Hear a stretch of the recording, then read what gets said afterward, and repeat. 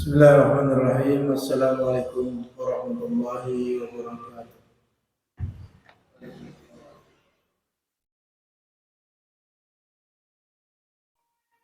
Alhamdulillah nahmaduhu wa nasta'inuhu wa nastaghfiruh wa na'udzu billahi min shururi anfusina wa min sayyiati a'malina.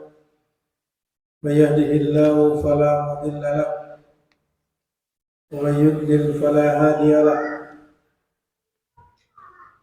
Wa asyhadu an la ilaha illallah wahdahu la syarika lahu wa asyhadu anna Muhammadan abduhu wa rasuluh. Allahumma salli ala Muhammad wa ala alihi wa sahbihi wa man tabi'ahum bi ihsanin ila yaumiddin. Amma ba'du, ikhwani wa akhwati fillah, rahimani wa rahimakumullah. Alhamdulillah, di pagi hari ini, di waktu duha yang cerah ini, Allah Subhanahu wa taala kumpulkan kita kembali di dalam majlis ilmu ini, yang mudah-mudahan langkah kita menuju majlis ilmu di rumah di antara rumah-rumah Allah yang mulia ini insyaallah taala akan menjadikan semakin berat timbangan kebaikan kita di yaumil qiyamah nanti. Adapun pembahasan pada kesempatan pagi ini insyaallah yaitu terkait dengan hadis yang ke-47 dari kitab Al-Arba'in An-Nawawiyah wa Tatimmatul Khamsin, yaitu hadis 40 hadis Arba'in Nawawiyah kemudian disempurnakan menjadi 50 oleh Ibnu Rajab hafizahullah rahimahullah ta'ala, di mana hadis yang ke-47 ini adalah hadis yang terkait dengan bagaimana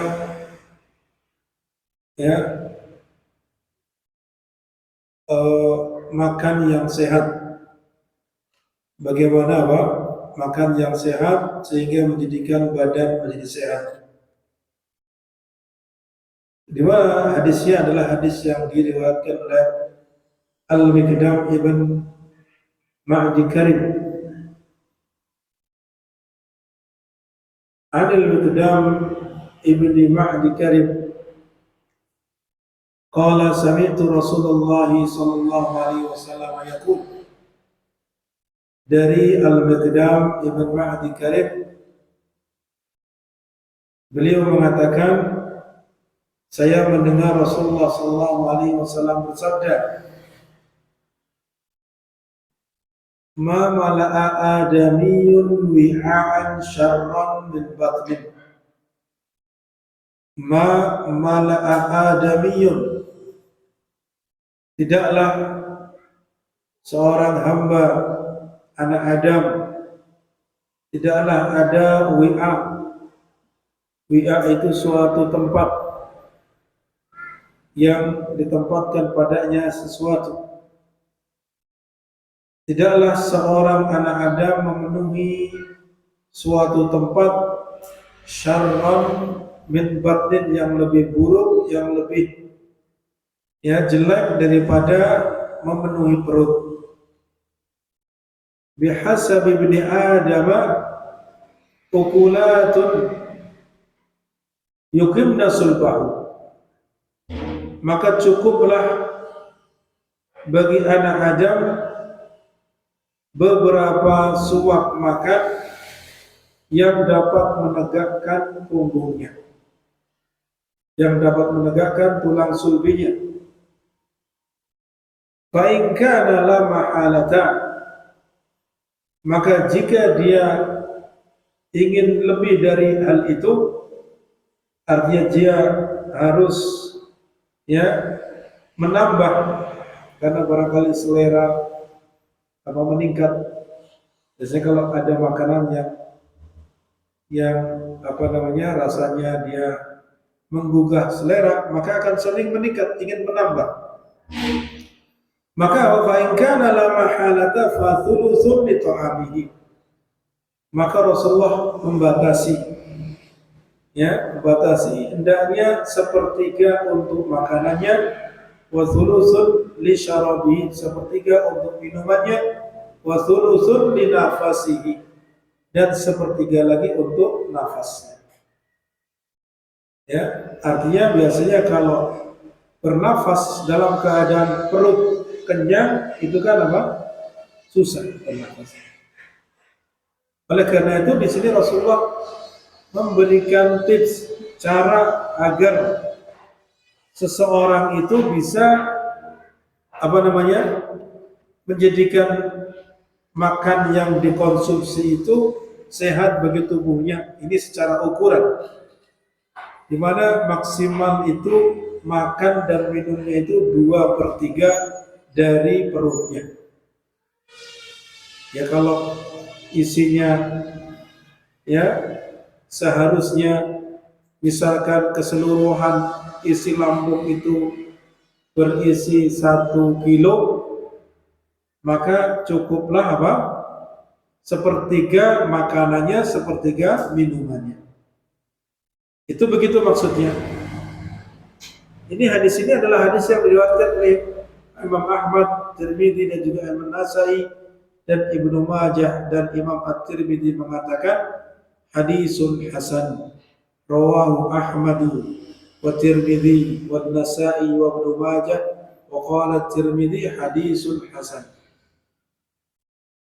Baiklah, sebelum kita menjelaskan hadis ini dan juga membacakan faidah-faidahnya, mari kita baca bersama hadis tersebut. Ikuti semuanya. Anil Miqdam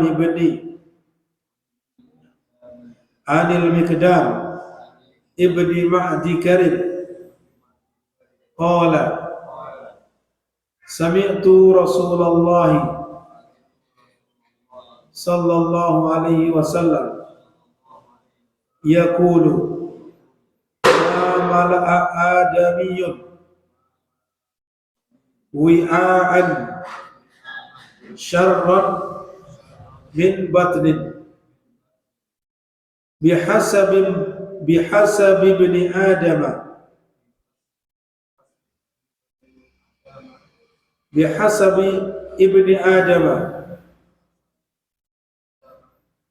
ukulatun yukimna sulbahu,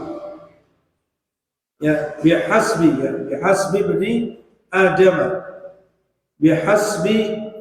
ibni adama ukulatun yukimna sulbahu fa in kana la mahalata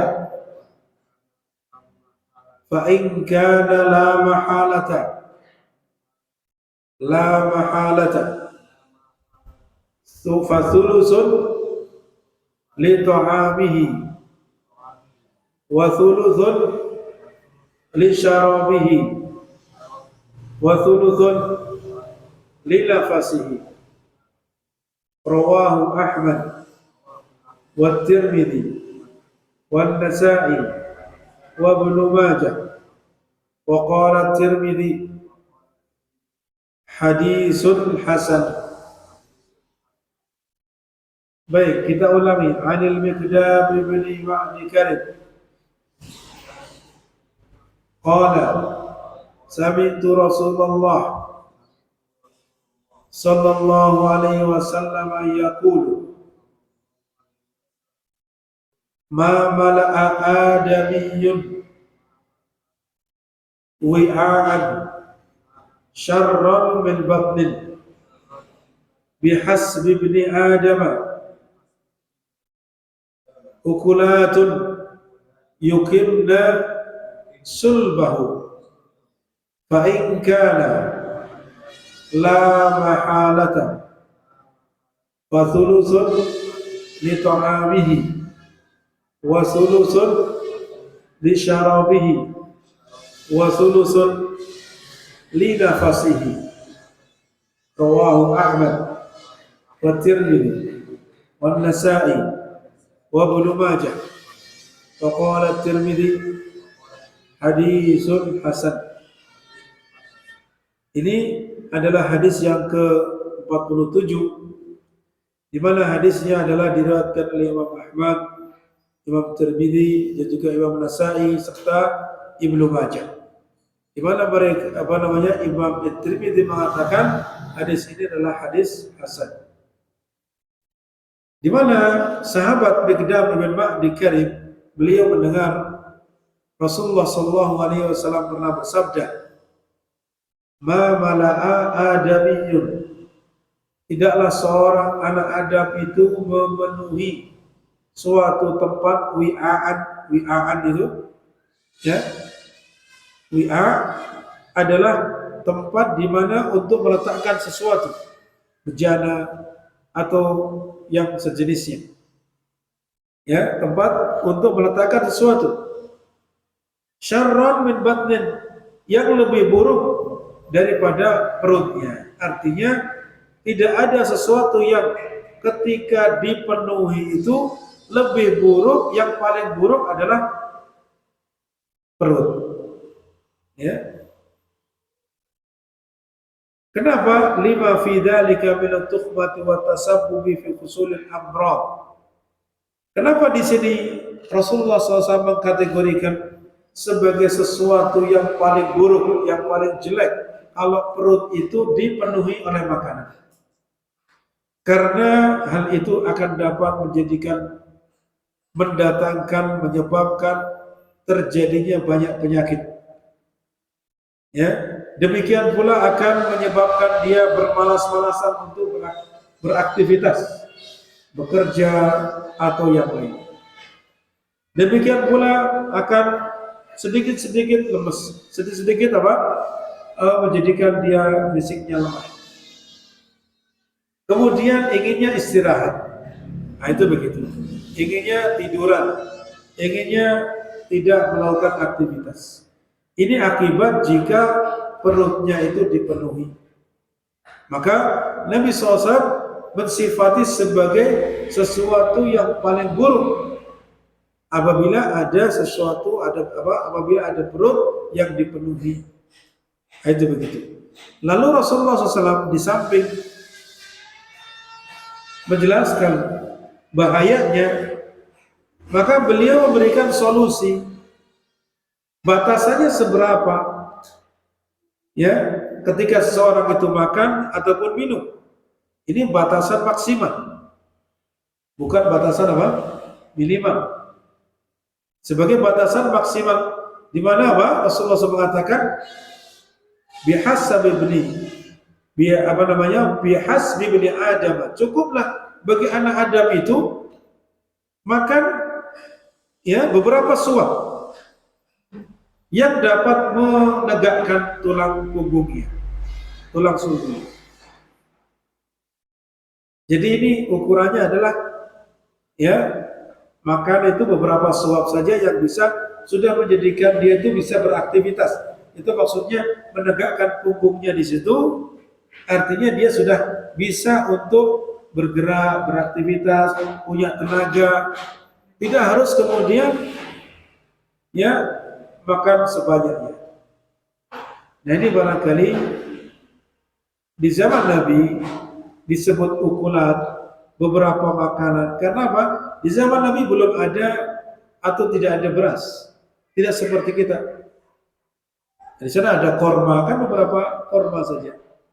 Atau mungkin gandum yang dibuat adonan sejenis kemudian roti. Sehingga disebut ukulat, hanya beberapa suap saja. Adapun kita mungkin sekarang ya beberapa sendok makan atau beberapa kali suap sendok. Nah, itu begitu. Maka dikatakan di sini sudah cukup bagi anak Adam itu ya supaya makan hanya beberapa suap saja yang dapat menjadikan dia itu bisa hidup, menjadikan dia itu bisa beraktivitas. Ya, tidak kemudian lemah ataupun lemes tidak punya tenaga. Ya, di sini batasannya adalah yuqimna sulbahu, yang mana dia itu sudah bisa menegakkan punggungnya atau tulang sulbinya. Ini tidak lain adalah anjuran dari Nabi Shallallahu Alaihi Wasallam agar menyedikitkan makanan dan tidak berlebihan, ya, tidak berlebihan. Supaya apa? Supaya seseorang itu, ya, ringan fisiknya, kemudian giat aktivitasnya, kemudian juga apa? Dia itu selamat dari perkara-perkara yang menyebabkan penyakit. Berarti di sini mengatur makanan, mengatur pola makanan, ukuran dan seterusnya, itu juga menjadikan sebab sehatnya fisik seseorang. Ketika sehatnya fisik seseorang itu, ya, ketika dalam keadaan sehat terbaik, maka dia akan mudah beraktivitas, mudah ibadah, mudah melakukan hal-hal yang yang diperintahkan oleh Allah Subhanahu wa taala dan Rasulnya. Ini demikian. Jadi apa? Cukuplah dikatakan di sini makannya beberapa suap saja. Yang penting sudah dapat menegakkan tulang sulbinya atau tulang punggungnya. Dia sudah mampu beraktivitas dengan makanan tersebut. Tidak harus kemudian berbanyak-banyakan mengambil makanan. Karena apa? Tadi dikatakan ketika makannya banyak akan menyebabkan apa? Akan menyebabkan banyak penyakit ataupun sifat malas, inginnya adalah rebahan, istirahat dan seterusnya. Itu demikian. Kemudian Rasulullah SAW melanjutkan, fa in kana la mahalata, maka jika mengharuskan dia harus lebih dari itu,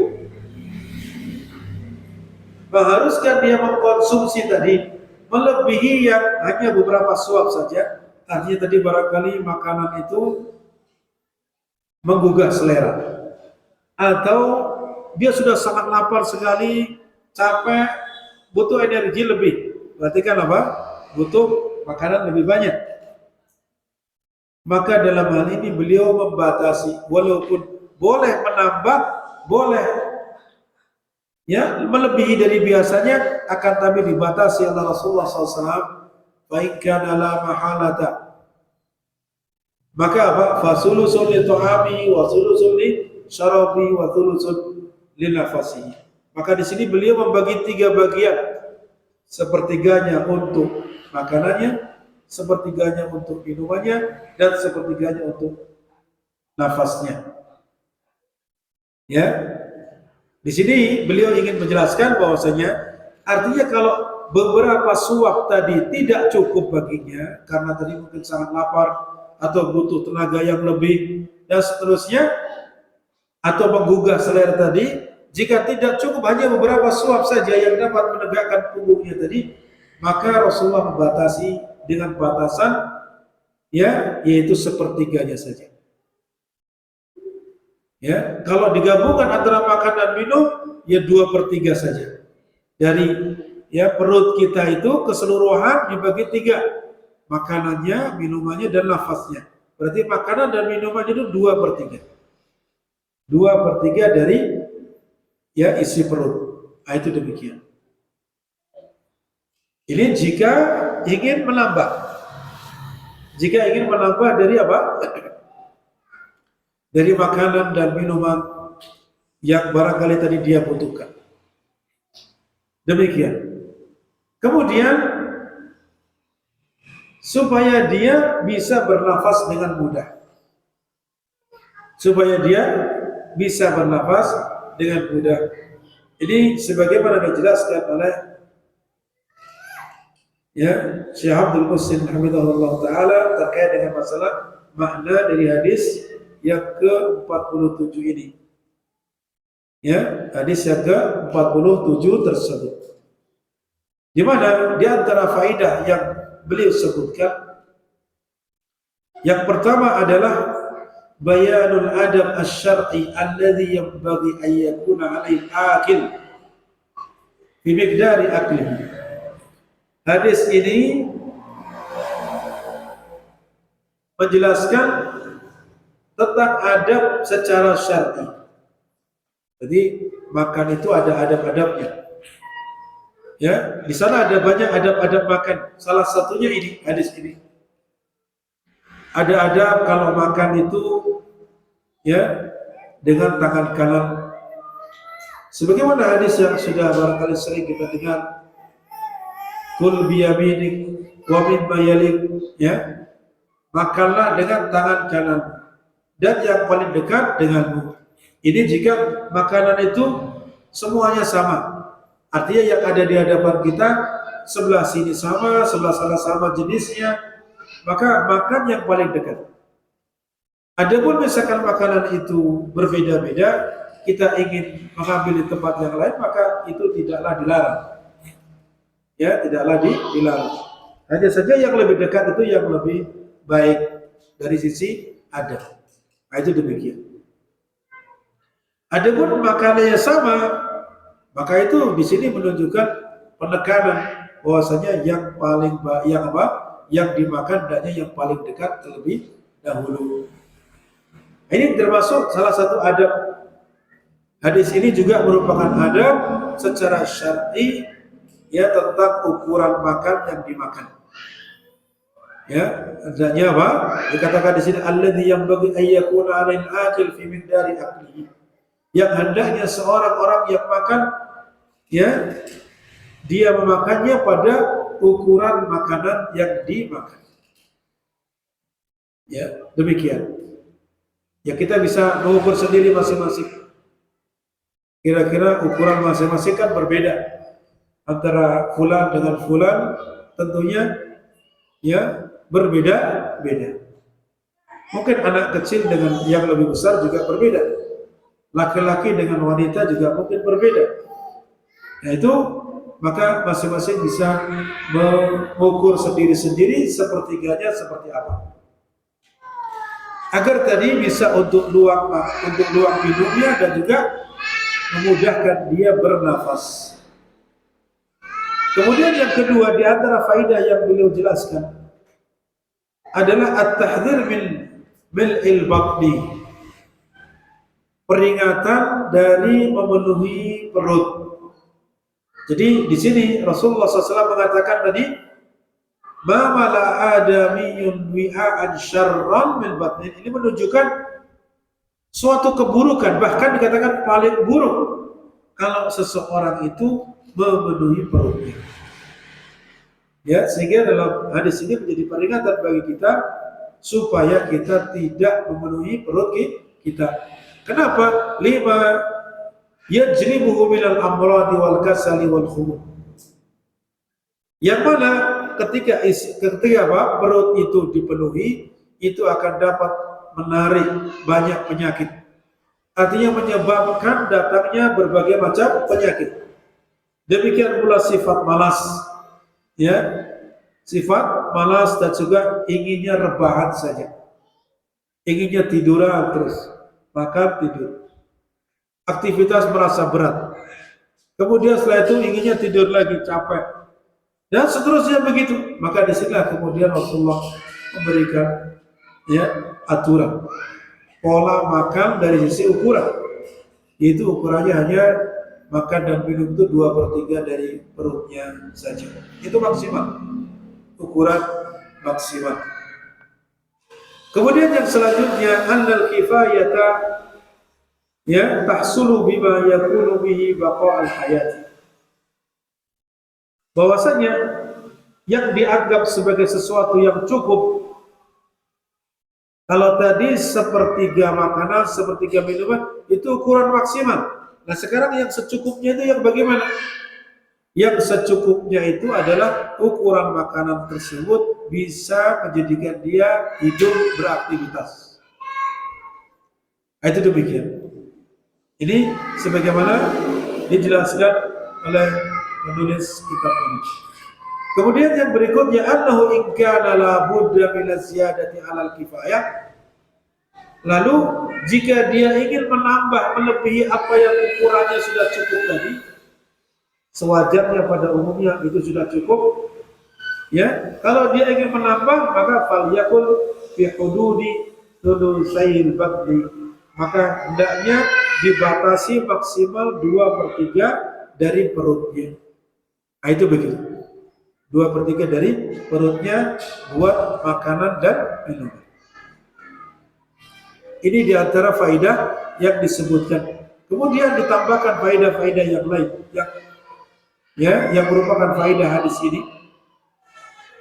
Hadis ini juga dijadikan sebagai landasan untuk memahami kiat hidup sehat dari Nabi Shallallahu Alaihi Wasallam. Ya, hadis ini dijadikan landasan untuk apa? Untuk memahami kiat hidup sehat. Ini sebagaimana dijelaskan oleh Ibnu Rajab Al-Hambali rahimahullah sendiri dalam kitab Jami'ul Ulum Al-Hikam. Kemudian yang berikutnya di antara faidah, di mana ada seorang dokter di masa yang lalu yang bernama Ibnu Masawai. Ketika ia membaca hadis ini di dalam kitab Abu Khaisamah rahimahullah, dia mengatakan, ini seorang dokter di zaman itu, andai kaum muslimin mengamalkan isi hadis ini, niscaya mereka akan selamat dari berbagai penyakit. Ya, kalau demikian, maka rumah sakit dan farmasi akan jadi kosong. Ya, itu demikian, tidak seperti zaman sekarang ini, makanan berbagai macam makanan, terlebih lagi makanan itu sudah banyak mengandung zat-zat kimia, dari mulai perasa, pewarna dan seterusnya. Sudah, ya, kita bisa lihat bagaimana antrinya di rumah sakit. Ya, itu demikian. Beliau mengatakan demikian dikarenakan apa?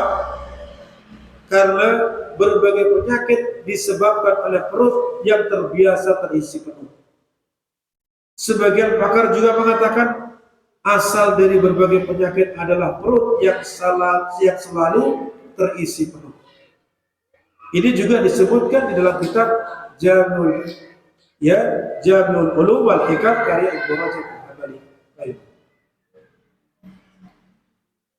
Ya, itu diantara faidah yang ditambahkan. Di ulama-ulama dahulu, bahkan para tabib, para dokter, mereka mengatakan sampai demikian. Di mana kebanyakan sumber penyakit adalah karena apa?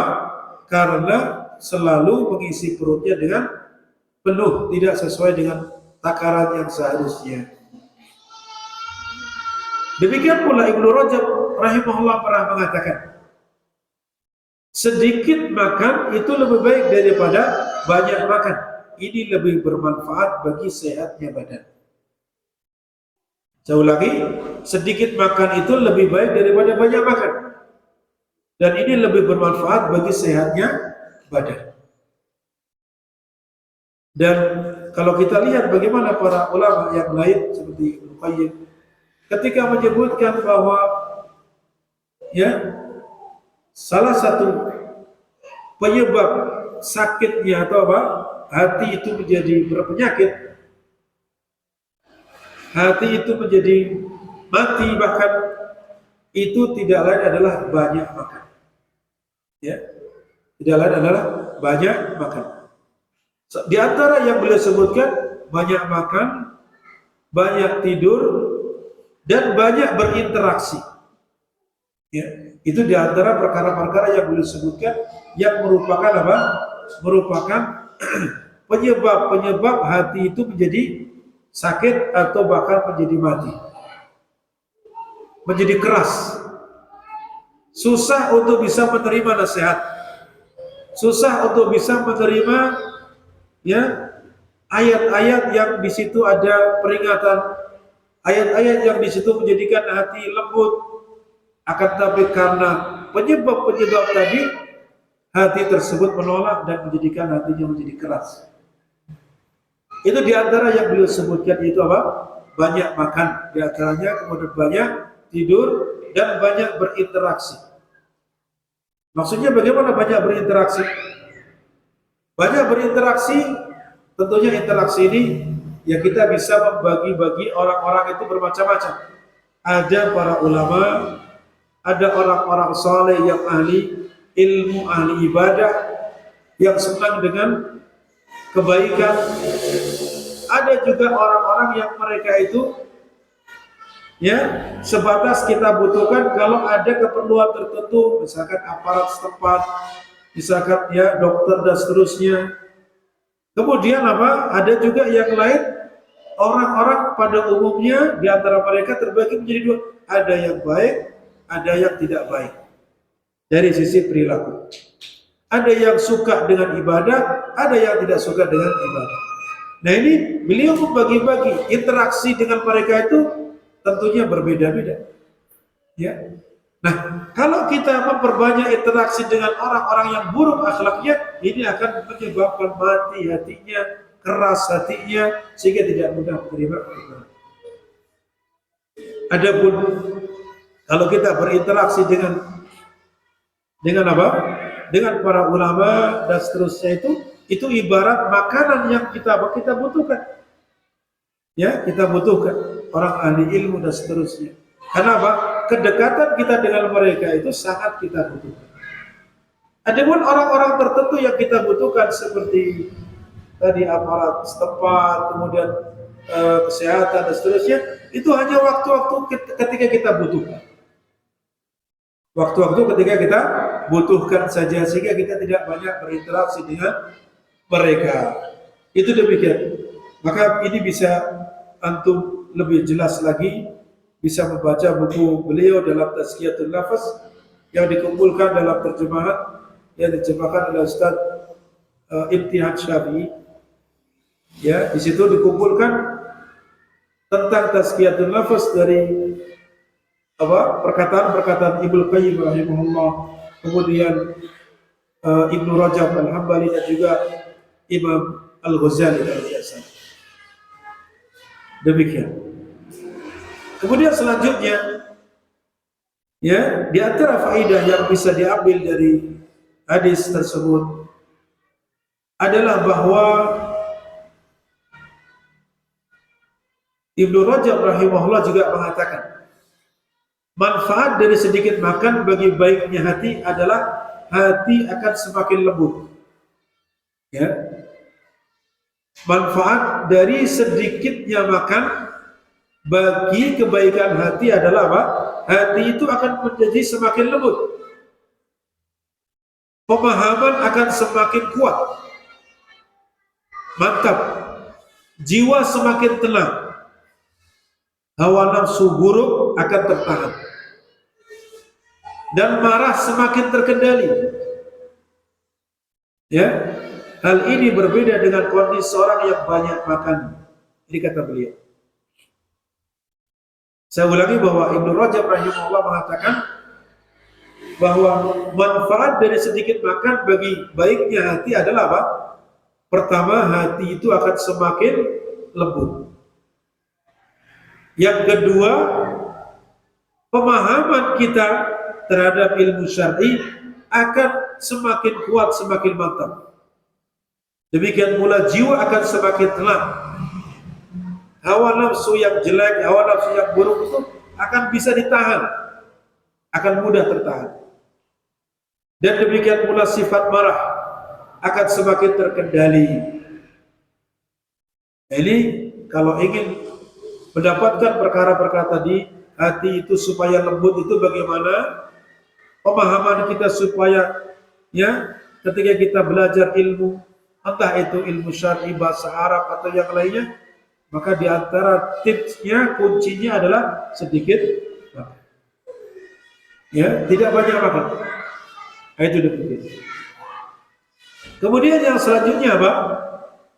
Ini berbeda kondisinya ketika seseorang banyak makan. Kemudian Imam Asy-Syafi'i rahimahullah mengatakan, aku tidaklah pernah kenyang selama 16 tahun. Ini Imam Syafi'i sendiri mengatakan, sehingga keilmuannya sangat luar biasa, pemahamannya terhadap ilmu syar'i sangat luar biasa. Di samping itu bagian dari taufik dan fatah minallah, tidak lain adalah di antara sebabnya tadi melakukan arahan-arahan yang disampaikan oleh Nabi SAW, tidak banyak makan. Aku tidaklah pernah kenyang selama 16 tahun kecuali 1 kali saja, kata beliau, yang aku berusaha untuk mengeluarkannya. 16 tahun dia ingat dalam keadaan kenyang, lalu berusaha mengeluarkannya, itu terjadi sekali. Kekenyangan itu membuat badan menjadi sulit bergerak, kecerdasan semakin berkurang, jadi sering tidur dan melemahkan seseorang dari beribadah. Ini kata Imam Asy-Syafi'i yang disebut dalam kitab Jami'ul Ulum wal Hikam. Itu demikian. Di mana beliau mengatakan kekenyangan itu membuat badan menjadi sulit untuk bergerak, kecerdasan semakin berkurang. Demikian pula keinginannya untuk semakin tidur itu semakin banyak dan melemahkan seorang dari beribadah. Malas beribadah. Apalagi kalau sudah malam tidur, untuk bangun malam itu berat rasanya. Untuk bangun malam itu berat rasanya. Kemudian hadis ini menerangkan bahwasanya hendaknya kita ketika makan hendaklah sesuai kadar kebutuhan saja yang dapat menegakkan tubuh kita sebagaimana yang sudah dijelaskan tadi. Demikian barangkali beberapa hal yang bisa kita sampaikan pada kesempatan ini, mudah-mudahan bermanfaat kaitannya dengan hadis ini. Insyaallah taala kita lanjutkan yang akan datang terkait dengan hadis berikutnya, yaitu hadis yang ke-48 biidznillah taala. Demikian kita cukup. Wassallallahu ala nabiyina Muhammad wa ala alihi washabbihi ajma'in. Assalamualaikum warahmatullahi wabarakatuh.